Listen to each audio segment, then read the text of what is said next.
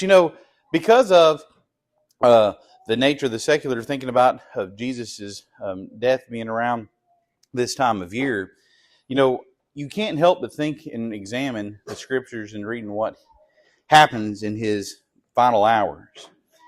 And then you can't help but think about how it can relate to your own personal life. And if we look at when Jesus is arrested there in the Garden of Gethsemane, and we see him before his accusers, they are letting accusations fly, aren't they? And I'm sure you can think of moments in your life when you may or may not have been accused of something that was not true. I'm sure I can think of one time in particular, my brother Jacob, which a lot of y'all have never met, but my brother Jacob told my daddy that I did something and I was falsely accused of it because Jacob did it, and I'll stand by it to this day. I was falsely accused. I got whipped for it, but I was falsely accused. And when those accusations fly, when you're misunderstood, when the story that's being told about you isn't true, the natural response is to do what? Defend yourself. To speak up. Hey, I didn't do that. Now, hold on. Let me tell you your side of the story.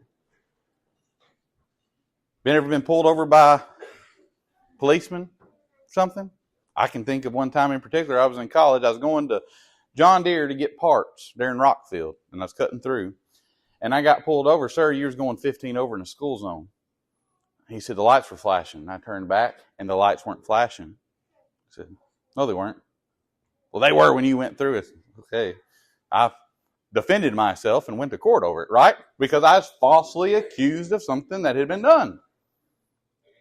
Think about that with Jesus. When Jesus is being accused of things falsely, when the story was being told wasn't true, what does Jesus do? Jesus says nothing. Jesus says nothing. And when we look back at the book of Isaiah, this isn't by accident. This isn't by accident that this happens. If we look at the book of Isaiah, chapter 53, turn there with me. That's where we'll begin. Keep your spot in Matthew, but in Isaiah chapter 53, we see Isaiah talking about the suffering servant. He says, and I'll be reading from the New American Standard, he says, who has believed our message, and to whom has the arm of the Lord been revealed? He grew up like a tender shoot, and out of the root of parched ground. He has no stately form or majesty that we should look upon him, nor appearance that we should be attracted to him. He was despised and forsaken of men, a man of sorrows and acquainted with grief, and like one from men whom hide their face, he was despised, and we did not esteem him. Surely our griefs he himself bore, and our sorrows he carried. Yet we ourselves esteemed with him stricken, smitten of God, and afflicted. He was pierced through for our transgressions. He was crushed for our iniquities. The chastening of our well-being fell upon him, and by his scourging we are healed.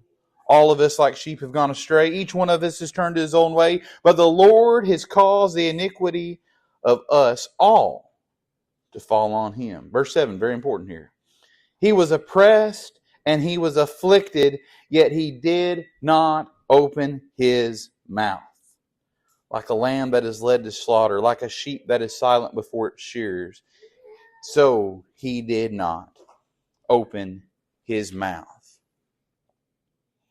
Now, if there was ever anybody that had something to say in a situation like this, that your life is on the line, Jesus would have had something to say.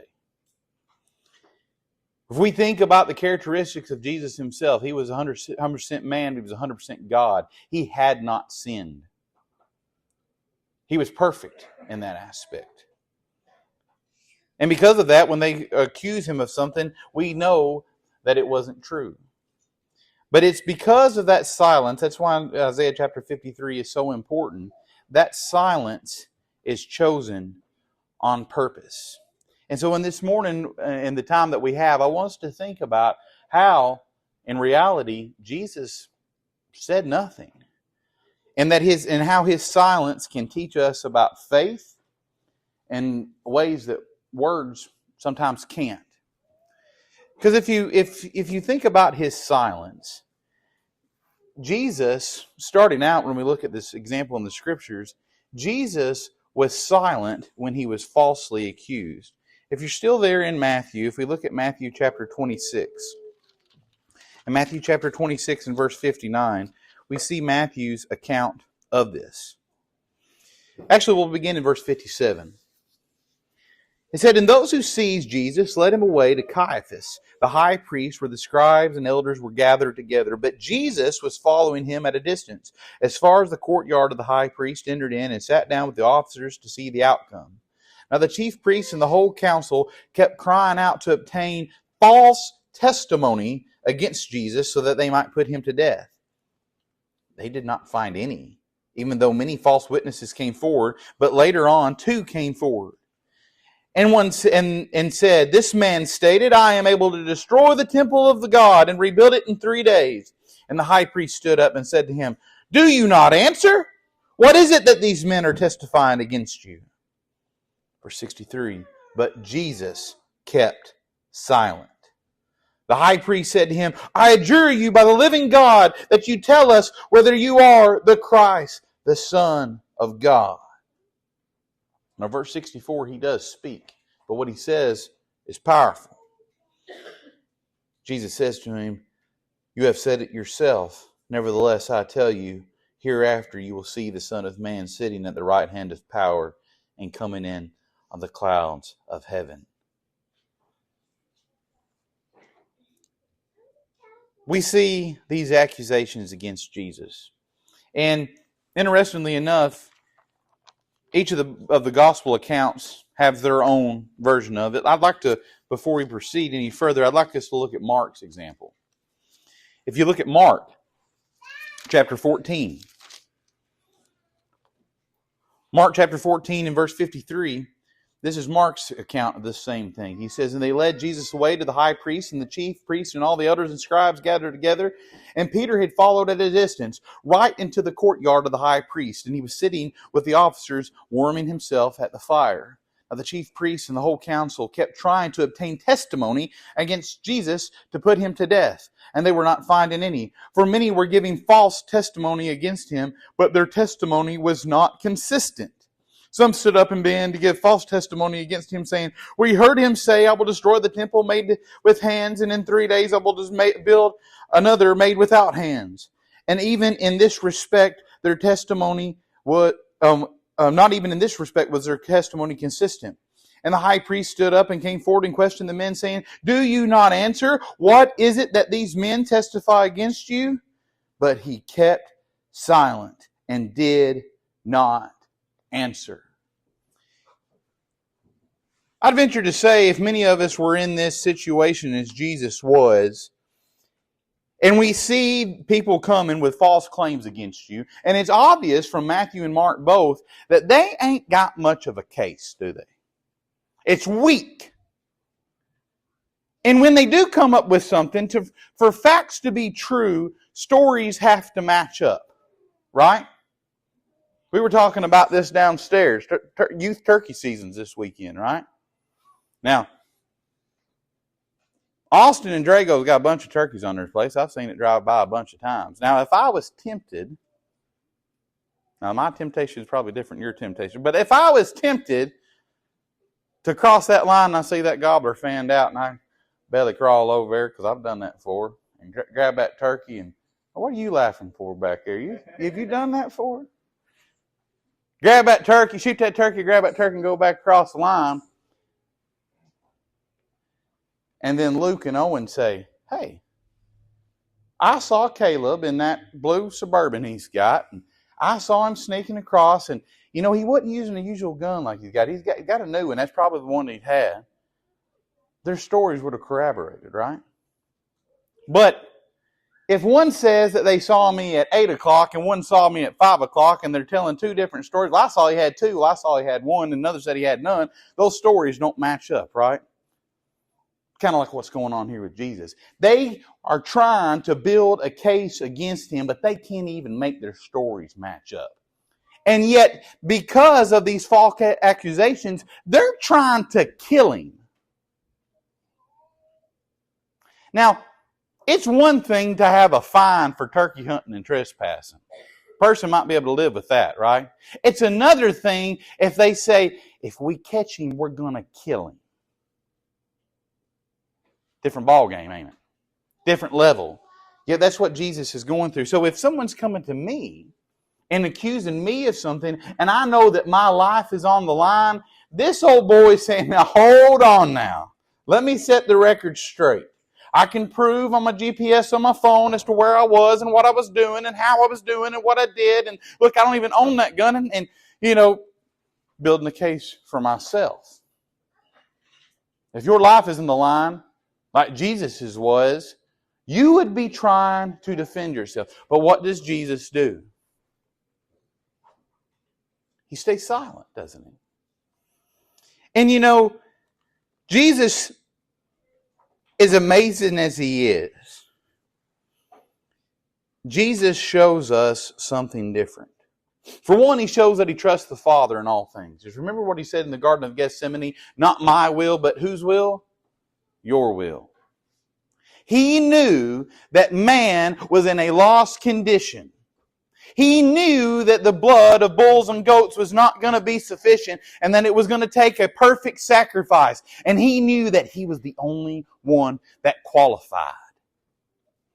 He knew when Judas comes to him in the Garden of Gethsemane and kisses him on the cheek, he knows that they're going to grab a hold of him. He knows that in the next 12 hours what's getting ready to happen to him. He knows, as we talked last week, that when they parade him through the streets and are shouting Hosanna, he knows that eventually this is going to end in him dying. And not just dying, suffering. And yet he stays silent. He stays quiet. If we look in the book of Psalms, the psalmist there makes a point about this. In the book of Psalms, chapter 38. In the book of Psalms, chapter 38 and verse 12, he says, those who seek my life lay snares for me, and those who seek to injure me have threatened destruction, and they devise treachery all day long. I can think we can say that the Pharisees were devising treachery, weren't they? But like a deaf man I do not hear, and I am like a mute man who does not open his mouth. Yes, I am like a man who does not hear, and whose mouth there are no arguments. Why? For I hope in you, O Lord. That's Jesus. He knew, and we'll get to more verses about this when we get to the book of Hebrews here after a while. But when we see Jesus, we see an example of someone who had faith that we need to try to imitate. Not my will, but your will. That's why he was silent. That's why when he was falsely accused, he did it because it was the will of the Father. He did it because he knew that without him being quiet, we didn't have a chance. Now that's love. That's compassion. That's obedience to the Father. And that's an example that many of us need to work on every day. And to build on this, I think we can think about, too, Jesus was silent when he was mocked and ridiculed. So not only is he having false stories told about him, now he's having things. Now he's being made fun of in the process. If you flip over to Luke's account, in the book of Luke, chapter 23.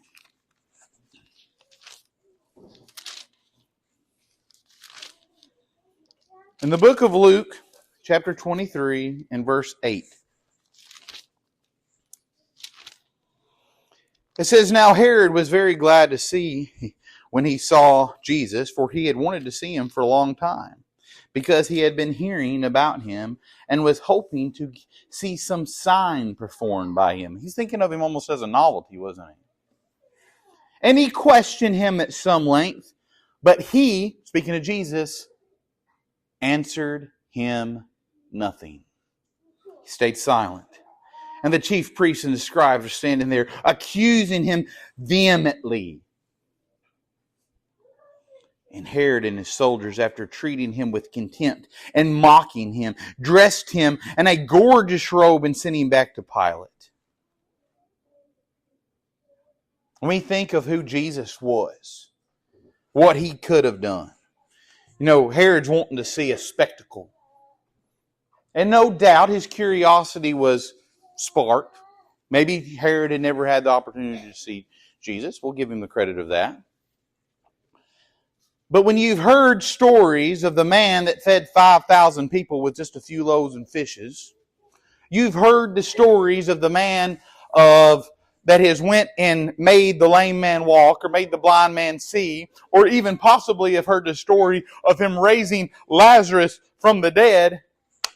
Okay, do a trick for me. That's what Herod's attitude here is, isn't it? Okay, puppet, you are at my will. Do something. Jesus could have said, "Who do you think I am?" Could have defended himself. He could have done a miracle so much that it killed Herod on the spot and said, "Who's laughing now?" That's what Caleb would have been tempted to do. But what does Jesus do? He is meek. And when we think about what this true definition of meekness is, meekness literally means strength under control. A lot of times I think we get confused and think that meek and weak are the same, but meek and weak is just they sound the same, right? But they could be more polar opposites. It is strength under control. Well, look at another example of what happens to him at this same time. Go over to Matthew chapter 27.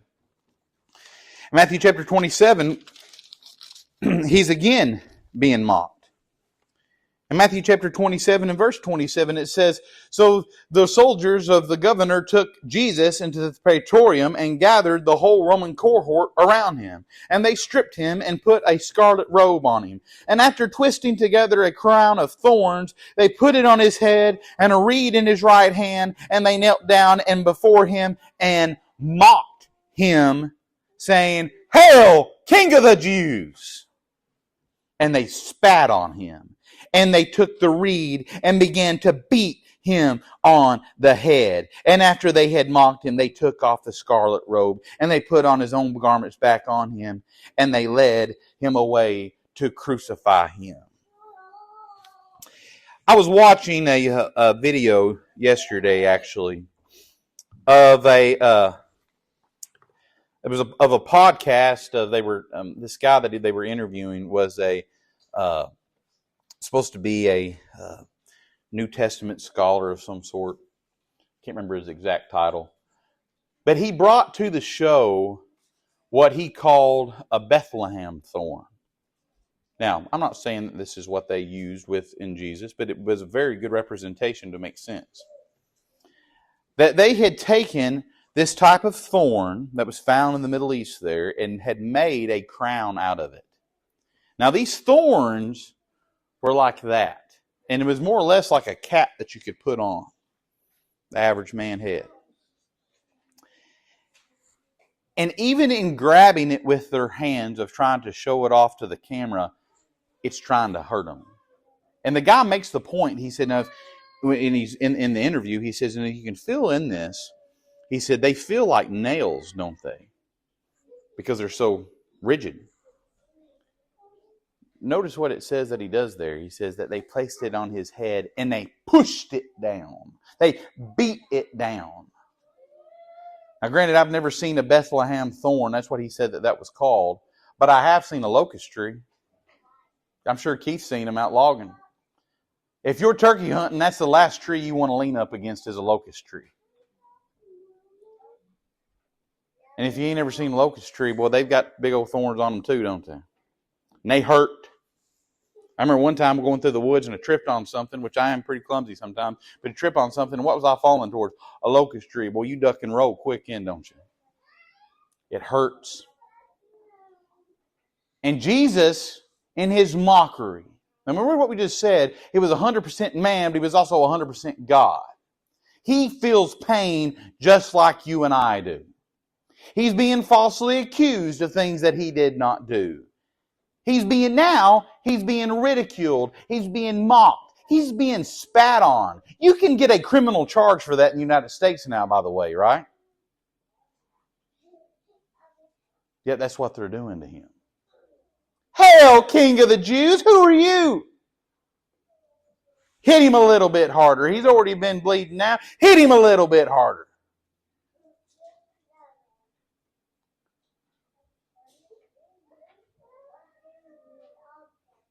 And you think of the temptation that would come of, I don't have to go through this. And you can think of the angels just sitting there at the ready. All He's got to do is say the word, boys, and it's over. Right? He has that power. Yet what does He do? He stays silent. And He does that for me and for you. You know, if we go back to what we read in the book of Isaiah, go back here again. If you go back to the book of Isaiah chapter 50, though, this time. In Isaiah chapter 50,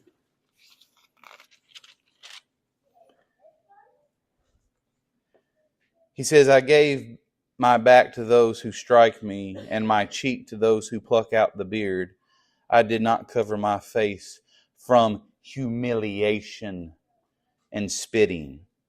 Verse 7, for the Lord God helps me. Therefore I am not disgraced. Therefore I have set my face like flint, and I know that I will not be ashamed. Set His face like flint. You ever dealt with an arrowhead? Pretty hard, right? It's the reason the Indians chose it, right? Set like flint. Unmoved. He doesn't let his emotions take control of him, and he stays silent for you. Because let me tell you, if he would have been the average man, he would have said, I can't take it no more. How much more are you going to beat me? How much more do I have to take? Yet He loved you for some reason. And He wanted you to be with Him for some reason, because He knew that God and sin can't, what, Thomas? Coexist. And He knew that we were in a sinful condition, and because of the love that He has for us, He stayed silent. Let me tell you, I've been in situations, we all have, where someone made fun of you over something, and you didn't like it. And a lot of times when you're younger, you let your emotions take place of it, and it's rough and tumble, no hell's bar, right? I ain't going to take it no more. That's what Jesus could have done. And you want to pick a fight with somebody? Let me tell you, picking a fight with the Son of God isn't who you want to pick a fight with.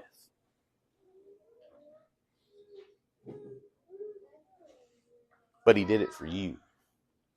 He did it for me. You know, when we think about this, we also think about how Jesus was silent before authority. You know, if we look over back in the book of Matthew chapter 27, Matthew chapter 27 and verse 12, we see Him brought before Pilate. Matthew chapter 27 and verse 12, and it says, and while He was being accused by the chief priests and elders, He did not answer. And Pilate said to Him, do you not hear how many things they testify against you? And He did not answer him with regard to even a single charge. So the governor was quite amazed. Remember, we look at Luke. When Herod requests of him, he says nothing. Now, if you flip over to the book of John, in John chapter 19, we do see Jesus speak. We do see Jesus speak. In John chapter 19 and verse 9, it says, He entered into the praetorium again and said to Jesus, where are you from? Jesus gave him no answer. And Pilate said to him, "Do you not speak to me? Do you not know that I have the authority to release you and I have the authority to crucify you?" And Jesus says to him, "You would have no authority over me unless it had been given to you from above. For this reason, he who delivered me to you has the greater sin." Pilate makes an excellent point here. One explanation to the man in charge could have changed everything. Pilate's looking for an answer. Pilate, at this point, wants to try to do the right thing, doesn't he? He wants to be just. And one argument with Pilate and the Pharisees could have changed it all, could have changed the outcome. And yet Jesus says almost nothing. And it's not because he's intimidated, but it's because he understands where this real authority comes from. Because Jesus wasn't impressed by the power that could just affect his body. He knew that the power of his Father outruled any earthly ruler. Because remember what he said in the Garden of Gethsemane. Not my will, but whose? Your will. Your will. And you know, that takes an incredible amount of faith. You know, we think about that with people like Daniel, Shadrach, Meshach, and Abednego, of not bowing to people in authority. And you know, I can't help but think about, you know, in Psalms chapter 37, where he talks about committing our ways to the Lord and trusting in Him. You know, it's because of the love that He had for us and the faith that He has that He's able to do this. If you look over in the book of Hebrews chapter 12, he says, Hebrews chapter 12, verse 2, he says, "Fixing your eyes on Jesus, the author and perfecter of faith, for who the joy set before Him endured the cross, despising the shame." Endured, went through, put up with for you. But what was the result of it? It says now that He's at the right hand of God.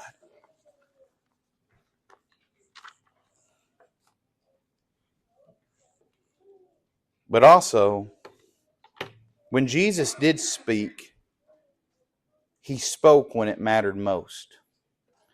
Last night I was sitting there studying, and I went through the 4 gospel accounts of what we see here.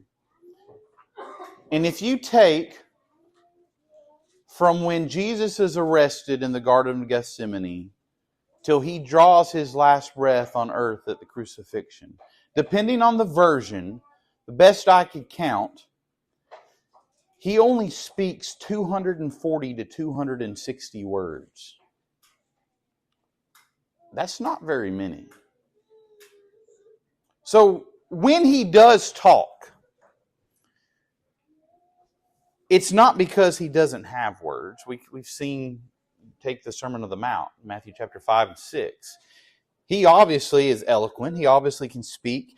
But the fact that He only speaks 240, let's say, words, it's because He was intentional and directive with what He says. And when He does speak, it's never to defend Himself. More often than not, it's for others. You know, when we look over in the book of Luke, turn to the book of Luke chapter 23. In Luke chapter 23 and verse 34. We see Him speaking there. It says, and Jesus was saying, "Father, forgive them, for they do not know what they are doing." Go down just a few more verses in verse 43. This is after the thief on the cross asks Him to remember him. He says, "Truly I say to you, today you shall be with me in paradise." Go down to verse 46. When He dies, He says, "Father, into your hands I commit my spirit." You look over in the book of John, in John's account, John chapter 19. These are the last words of Jesus. John chapter 19 and verse 26. It says, and Jesus saw his mother and the disciple whom he loved standing nearby, and he said to his mother, Woman, behold your son. And he said to the disciple, Behold your mother. Back to chapter 18. In chapter 18 and verse 36, when he's talking to Pilate, he says, My kingdom is not of this world. If my kingdom were of this world, then my servants would be fighting so that I would not be handed over to the Jews. But as it is, my kingdom is not of this realm.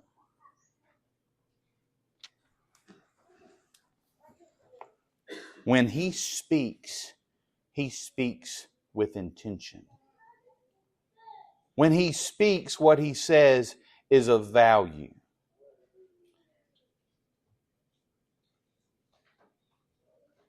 Think about that with us today. I don't know how many times that you've been to church.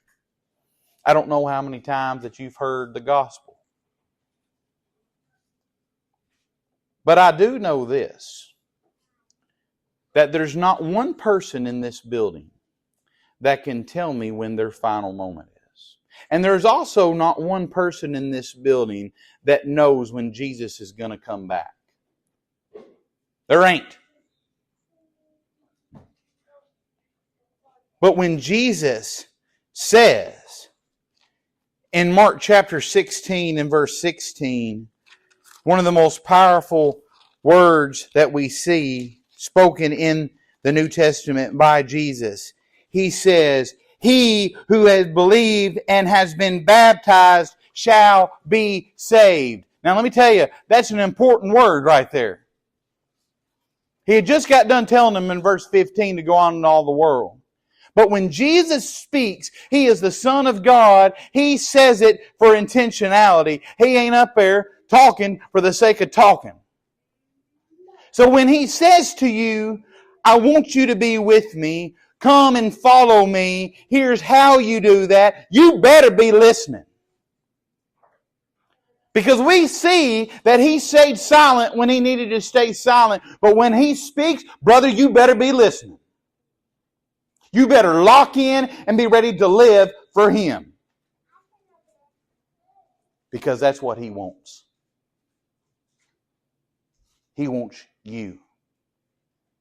And so when He speaks and says, Come to me, all that are weary and heavy laden, I'll give you rest, as we see in the book of Matthew chapter 11. He means it. And when He says that you need to believe and be baptized, He means it. Because He is intentional with what He says.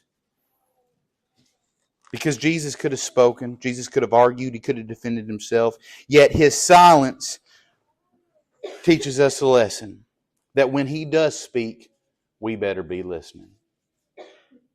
Are you listening? Maybe you're here this morning and you've heard lesson after lesson. You've heard lessons from me, you've heard lessons from Barry, you've heard lessons from Jared, whoever. And you've come over and over and you've never come and given your life to God. But when you read in the Scriptures, you see what Jesus says in His words, what to do to how to become a Christian, and you ain't acted upon it. Let me tell you, you ain't ready. And we see Him speaking to the Holy Spirit and through Peter in 1 Peter chapter 3 and verse 21, He echoes what we see in Mark chapter 16 verse 16. Baptism now saves you. It ain't going to be nothing that you do on your own. It's Jesus that does the same. It's because of His death and what He endured on that cross and the fact that He did resurrect from the dead that we have the hope of anything. If there's anybody that has done things in their life that they don't deserve to go to heaven, it's this old boy. But because of the justification, and when you think about what justification means, the justification really is because Jesus died, it's made it as just as if I've never sinned. And because you can act upon what He says, if you believe that Jesus is the Son of God, and you're willing to repent, quit living for yourselves and start living for Him, and acting upon when He did speak and about what He did speak, and you're willing to confess that Jesus is the Christ, the Son of God, that He is who He said He was, and that He does now reign with heaven eternal, you can come to Him in baptism, burying the old man, rising up the new. I've said it before, there's lots of dead bones in this water back here because there's lots of dead people. Because they left the old man behind and rose up new. That can be you today. Maybe you've done that in the past, but you've forgotten the words that Jesus said. You've forgotten to live how He said to live, and you haven't been walking on the straight and narrow. I get it, we all make mistakes, but I tell you what, it's because of Him and the words that He said and the actions that He had that we have hope, that I have hope. And He says in 1 John chapter 1 and verse 9 that if He is willing to forgive us if we come to Him. Don't let eternity sneak up on you. Let's all leave here this morning ready for the Lord to come back. If there's any need for salvation this evening or this morning, come forward, we stand and sing. Thanks for listening. If you have any questions about the things we're studying, send us a message at www.caneyvillechurchofchrist.com. You can also find a complete library of all of our sermons on Spotify and Apple Podcasts. We look forward to studying the Word of God with you.